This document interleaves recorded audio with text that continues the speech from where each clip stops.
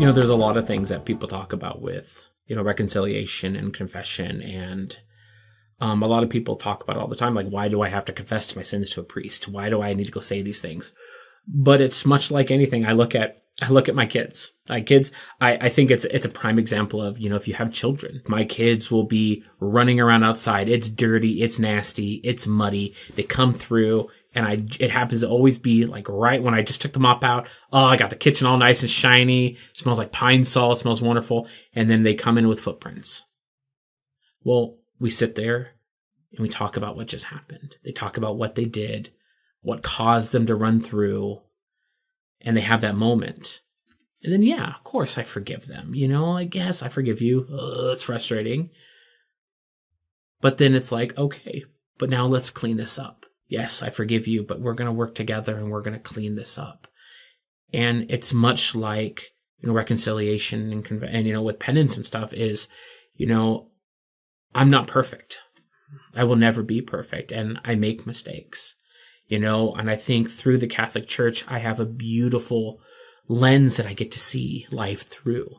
And it's not a bunch of rules. It's not a bunch of specific things you have to do. It's an obedience that allows you to truly have freedom. And when you have that freedom, you can truly love because you know what love is. And when I get to go to confession and I go to reconciliation, I get to lay that out there and I get to have that open heart. And I'm not scolded. I'm not put down. Sometimes I get to talk about that. I get to talk about I made that mistake. This is why. And I get to have that dialogue. And I usually don't get to have that in certain situations, which I love. But then afterwards, I know that I go into a little bit of a penance.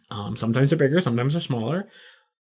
But I get to sit down with God and just, tell him I'm sorry. And this is what I'm going to do to make it better. And during that penance, it allows me to think about what I've done and how I'm going to improve on that. And as those situations evolve over the years, I find myself catching myself before that happens. I remember when I did that. Okay, so I'm going to look at it this way. I'm going to change my thought with it.